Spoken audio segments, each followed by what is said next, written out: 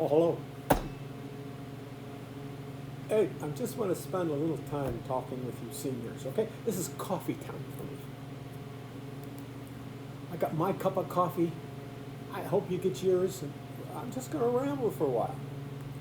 But I want it to be with the seniors.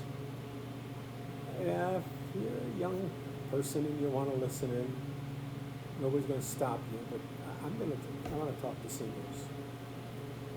And and again, this is totally unscripted. This is just me talking senior to senior. Now, because there's no feedback, I don't like that part of it. This old man doesn't know much about recording.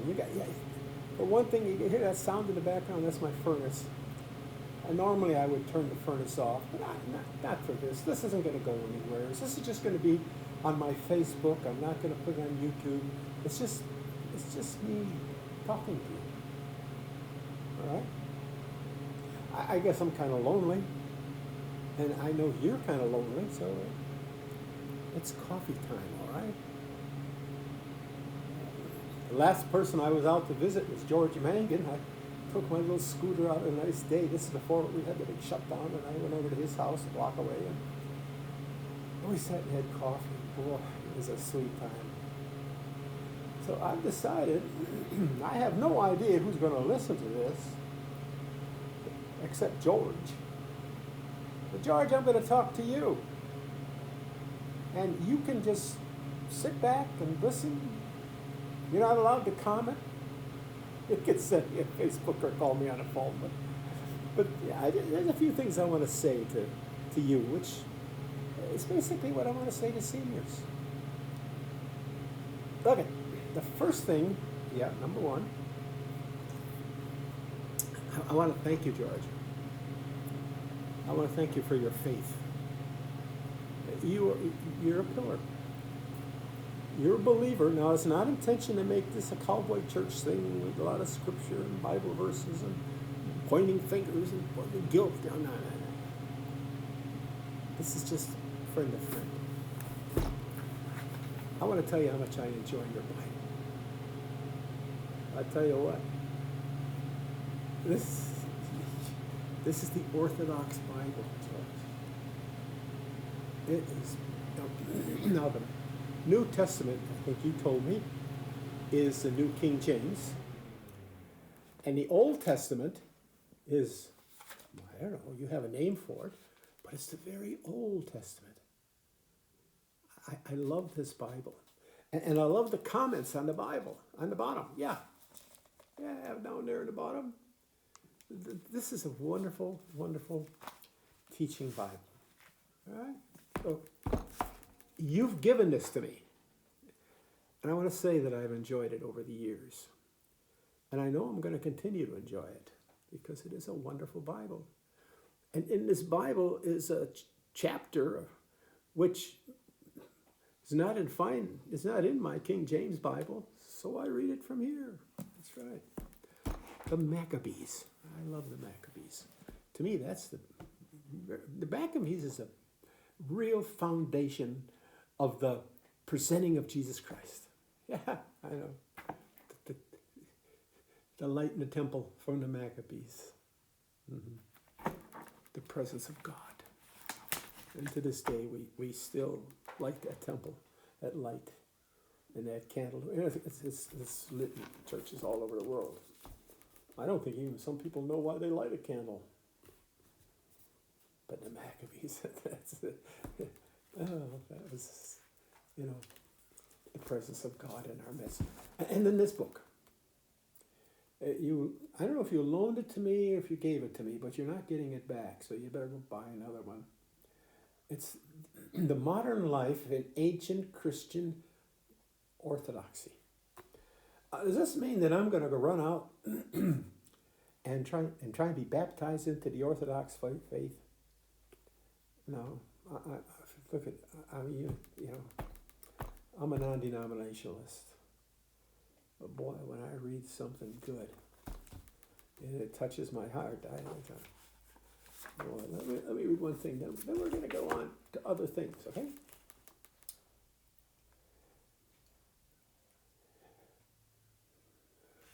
I lost my place. Oh well. The faith consists of the gathering of the community as our guide. And the Bible is the core document. Now get a load of this. My Baptist friends aren't going to like this. Is a core document generated by and consulted by that community. Yeah, we could spend a lot of time discussing the core basis of it was for the community and be consulted by the community. And that's what your bishops are for, is to give the guidance. But you know, as an old-time evangelical, you know, that's the reason why the Orthodox churches stay true. Because they have their doctrine. And every time they get together for worship, they go through that same doctrine. And I can't have a problem with that doctrine. It's very sound. It is very, yeah. Well, we have a couple little minor things, but no, I appreciate you. But what's going on today? These are scary times. I'm really concerned about the future. Not my future, as I say. I'm concerned about the future of the children that we have and the grandchildren and everybody else. There's scary stuff on TV, guys. You know, us seniors, talk radio is frightening. You realize we got a target on our back, guys? Yeah. Part of our community, which has dealt with this issue like we have gone now in a new direction. Well, why should we quarantine everybody? After all, it's going to destroy our government, it's going to destroy our economy, and it's going to destroy the United States. We've got to get people out of their homes. We've got to get them back to work. We got to get people out mingling, open up stores, getting restaurants going again. Well, that sounds good, don't it? I think it's a great idea. I love the idea, open up again. But the problem is that are we ready to open up again? Do we have a control? Do we have a handle on this thing? And what's happened is that this community there, and I hear it on talk radio, you know, I hear that talk. You know, I don't have a gold microphone that I can talk to you about. And I don't have a brain that's bigger than my ego, so let me just deal with it in my own little way, okay? The day is coming, and it's here now, where we can think in terms of that there's going to be a cost. I keep talking about that collateral damage.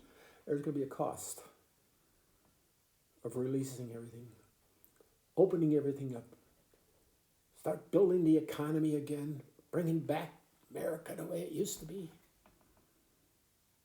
Yeah, there's going to be a cost. And that cost is that there's an element of our society that's going to pay the price for that cost. And you know what? They know that. We know that, don't we? They are asking us to pay the price. That's why we got the target on our backs. And this is real, guys. This is true. I don't think they understand why we're here. And you know, I understand a little bit what they're saying, because any one of us, you or I out there, we would gladly give our life for our children. We would gladly give our life even for our society. That's why men and women went off to war. That's why they paid the ultimate sacrifice, because they knew that they had to give their life in order to make America strong and healthy and keep it going. They knew that. And you and I, I will agree with those people who are saying that. I'll be the first one to say, hey, if someone's got to take the blunt end of this thing, let it be me. If that's what it's going to take, make it to be me.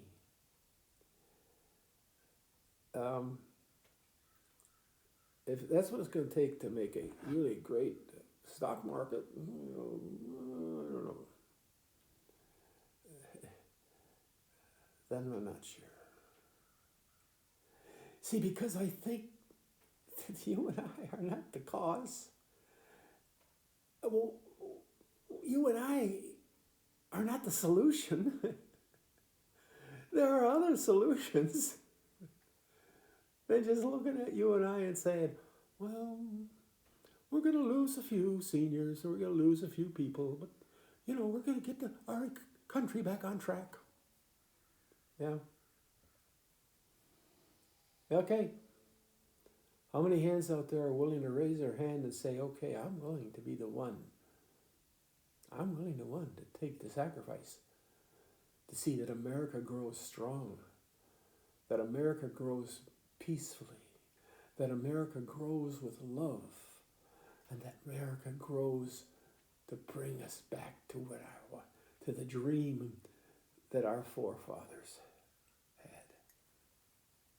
Count me in for that. But I don't think you understand out there, people who are making that decision. I don't think you understand why I'm here. Sometimes I'm not sure why I'm here. I spend a lot of time thinking about that. I'm sitting at home here. Unfortunately, I'm having the time of my life, and I say that unfortunately very kindly because I am.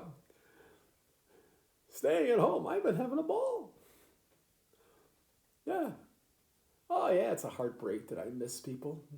But hey, my children still get in contact with me. I got the most wonderful, sweetest wife in the world who cares for me. I got a little four-wheel scooter, electric scooter where I can go downtown and ride around town, and I carry a big ruler with me, and I say, you stay away from me 6 feet, 6 feet, 6 feet, 6 feet. And I come out to my studio. I love my studio. I sit out here, and I talk to people on this thing. Are they listening? That's not important. The important thing is that I'm talking. I'm thinking. I'm having a ball. I'm playing my music. Is it any good? No. Is anybody listening to it? I don't know. They got your little messages. Oh, we had so many likes. I don't want to hear about people liking me. I want to hear about people loving me. I'm having a ball.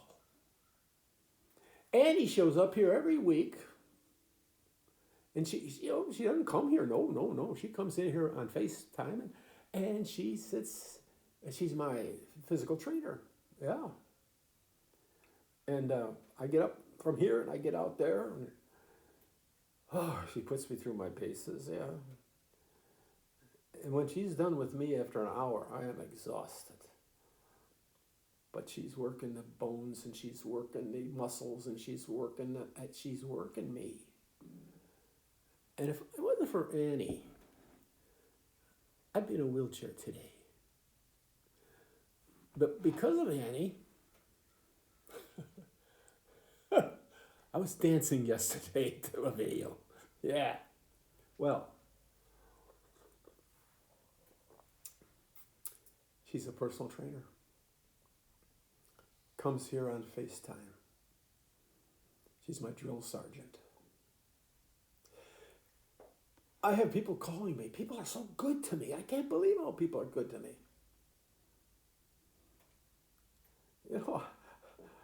I think if I went on FaceTime or went on anything, or YouTube or anything, and said something, I'm getting running low on 7-Up. I wish I had some 7-Up. You, there'd be a truck backed up out here with people delivering 7-Up. That's right. I'm having a time of my life.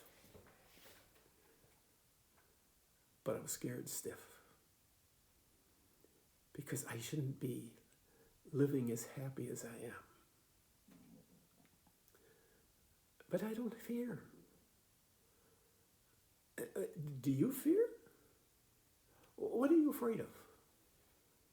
You afraid of being alone? Oh yeah, that gets tough. You know, I've got Nancy here, and she's a carekeeper, and you know, the best. I love her, and she loves me, and we don't agree on all the TV shows, but I sit and watch hers, and she sits and watches mine, and then sometimes we even find one that we enjoy together. You know, but if I didn't have her, oh man, I'd be lonely. If I was one of those people who said, you have to be inside of an apartment for 10 days, 15, 14 days, and you can't open the door, and they're going to slip the food underneath the door to you. I wonder what kind of food they'd slip under. It'd have to be Norwegians or Norwegian pancakes, I guess. That's the only thing I could slip under my door. Well, that'd really be hard. I don't want to be cut off from communication. And I hope you're not. And if you are, you need to learn how to operate that iPhone and do FaceTime. I go down to FaceTime my granddaughter in Kentucky. She couldn't care less. Bless her heart, she always tells me she loves me. But when I get on FaceTime, poof, she's gone. She haven't got time. She's busy. She's having fun. She's playing games. You know. Yeah. And then she comes back and she says, yeah, I love you. Yeah. But that I love you is worth the whole call. Creating videos. Oh man, am I having fun doing this. I don't care if anybody ever listens. And now my sweet wife has put me on YouTube, whatever that is. Yeah, I guess that's the in thing. Me and my simple little stories and my music with fingers that are all arthritic and an old voice that's cracking, and she's putting it on YouTube, and who knows where that could go around the world. I don't know. And she's opened up a channel. All I got to do is go to YouTube and type in Lloyd Michelson. Now, most of them won't find me because, you know, my name really isn't Michelson. No, I never told you that, did I? Well, it's McCallson. See, that's the furnace. Not going to worry about it. I didn't turn the furnace off. Just let her run. You see, I don't have an E in the middle of my last name. No, Michelson is Michaelsen. I don't have an E in there. It's Michaelsen. And all my Norwegian and Scandinavian Danish friends, they all call me McCallson. But, you know, I found it a little easier. People started calling me Michelson, and I just left it. But it's not Michael, it's McCall. So that's why they won't find me on YouTube, because they'll be typing in Lloyd Michelson instead of McCallson. But that's all right. And now we're getting ready to start a new channel. Uh-oh. It's going to be a Cowboy Church channel. Yeah, go figure. This old man, after wrestling with the Cowboy Church for 7 years and wasn't able to keep it open, had to close it down. It's now opening another one. And it's going to be interesting. I recorded the first Cowboy Church message. It wasn't really a message. It was just rambling like I do here. And we're going to download that into it'll say Cowboy Church of Door County or Door County Cowboy Church, one of the two.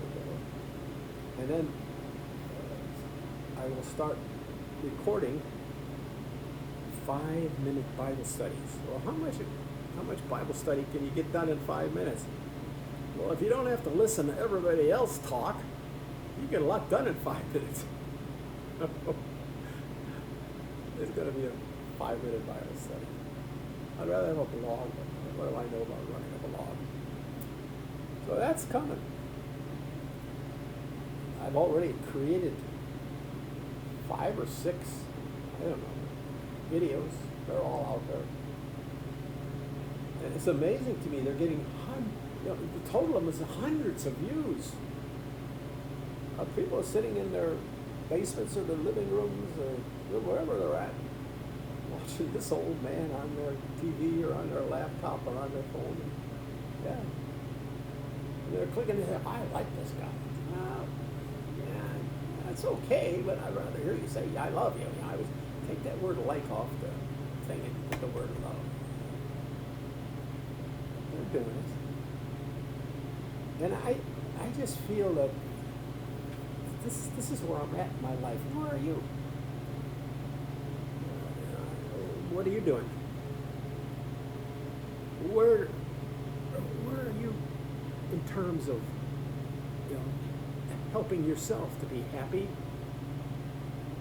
to be content, to live without fear? You need to find that place. Nobody can find that for you. I'm sorry. You need to find that down in here. Okay. I made a few notes. Because I've got such a short memory, I have to have a few notes. All right. First of all, you need to fight. Yeah. You need to fight this. Now, I'm not saying you want to raise up your fists and start hollering at the community board or the village board. I'm not saying that at all. Or the governor, No. You have to fight. And you can't fight. You can't fight this criminal that is on our doorstep, can you? This thing that's sitting on a doorstep that would like to murder us. All we got to do is, I suppose, I don't know, is go out and start mingling with people. That's all. From what I understand, this thing will get us sick because of our age, because of our, it'll kill us. Well, actually, I suppose this thing doesn't kill. It just brings you down, and you're going to end up with pneumonia. That's the old man's friend I've always heard. I've had many friends who went with pneumonia. It's not a bad way to go. I mean, I've had my family member laid in bed with cancer for years. That's a bad way to go. Pneumonia is not a bad way to go. But that's what this virus does. It brings you down, wears you down. And if you have a low immune system, if you're already weak, if you're already undernourished, if you're all it's going to find that place in your life and just dwell right in there and go get you. So you have to fight it. You have to fight it every day. And don't give up. Wasn't it Winston Churchill? Was it? With a big cigar. Never give up. Oh, that's not a Winston Churchill, but he said never give up. Never, ever give up. Never, ever, ever, ever give up. So I think that's what I'm trying to say. We gotta fight it. And when we get depressed, all right, you may have to take a little medication. I take one. This little thing, I take it every night. It affects something up here. Because, I've had my problems in my life. I have a fierce temper. It can flare up like a torch. And you don't want to be around when it flares up. It hasn't flared up in for a long time. And when it flares up, it burns some bridges, and I always feel bad about that. But, so I have a little pill. I take it every night. Because I want to be as loving as I can be to my wife. I don't want something to come along and just drive me down and get me upset and get me mad. Because there's plenty of things out there that could get me mad. All right? So you got to fight depression. If depression is bad, get that little pill that I have. Yeah, okay. You got to be focused. That's what's really hard at this time. That's what's happening to me. I'm losing my focus. I know that. I love weaving. Oh, I wish I had some of my weaving stuff here I could show you, but I don't. But I don't weave anymore. I'm going to. And I'm going to tell you how I'm going to do it and why I know I'm going to do it in a second. But you see, I love weaving. There's a process called warping the loom. Everybody hates to warp the loom. That's what you take. You take your yarn and you string it through the loom one strand at a time, and it gets all twisted and tangled, and you get to the other end, you got to tie it down, and you get to this end, it is, everybody hates it. That's the first part you have to do, is warp the loom. It's a horrible thing. Except some of us love it. It doesn't bother me at all. I'm slow. Maybe that's why it doesn't bother me. I sit on that loom and I take one strand at a time. And I feed it down through. And I feed it down into the head. And I feed it all the way down to the back of the loom. It's a floor loom. It's pretty big. And I get out and I walk around the loom to the other side. And then I get there and I take that one string and I tie it to the take-up reel. And then I walk back around to the front of the reel and I pull it. It's nice and taut. That's looking good. I lay that one down. And then I take my next string and I feed it on through. That's why it takes me so long. I've gotten pretty good at it to the point where I could feed 1, 2, 3, 4, 4. And then I run around the back of the loom and I get back there and I take all 4, 1, 2, 3, and then I have to straighten them out. And which one's first? And I pull those in and I tie those to the take-up reel. And then I run around to the other side of the loom and I take them and I pull them tight, all 4 of them. And then I go down my thumb down here and I straighten out all 4 strings. And then I very carefully put those down into a can. Not a can, a little dish. I don't know.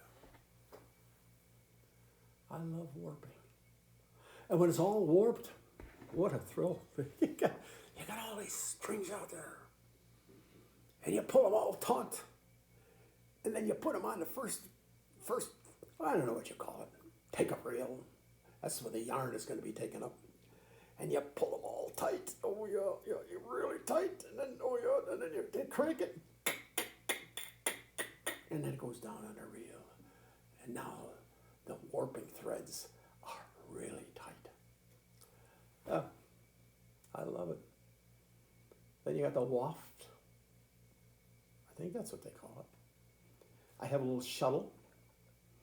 And I put the thread on the shuttle, the yarn on the shuttle, and I send it through. And I pull it out the other side. And I taper it, pull it, and I pull that one strand of yarn, tight, down in there. And then I reach out and I grab this thing. It has a name, but I can't think of it. I go pull it back, put it up. And then I put the shuttle through that side, then I take that and I straighten it all out. Then I take it and I pull it down and you know what? I'm up in 30 minutes. I didn't mean to take this long. So I got to end this thing. So, I'm going to skip a couple of my points. Fight. Fight it. Don't let it get you the best of Don't let it get to you. Follow your faith. You know I was going to get back to that, right? We have a term, it's walk the walk. Your family, your children, your grandchildren are watching you. They're wondering how you're going to handle this because you are so isolated. They know you're lonely. They are watching you. What are they going to see? Walk the walk, guys. I'm not worried about what your faith is. That's between you and God. Walk the walk. The last point. Be sure to tell your family, your grandchildren, who you are and what you came through. Because you came through some real trials. I know you did. I came through, at the tail end of World War II. We've seen some things. We've heard some things. We felt some things. Share that with them. Tell them they're not alone. We're in this battle together. And we're going to be victorious. Yeah. Yeah, I love you guys. I wish we could sit all day and I could talk all day, because I could. Maybe someday we're going to have a reunion. Okay, I'm going to invite everybody, whoever was on the other end of the screen, come to my studio and we're going to have coffee and you can sit there and tell me about all the mistakes I made. But walk the walk, guys. And try not to be afraid. Love conquers it all.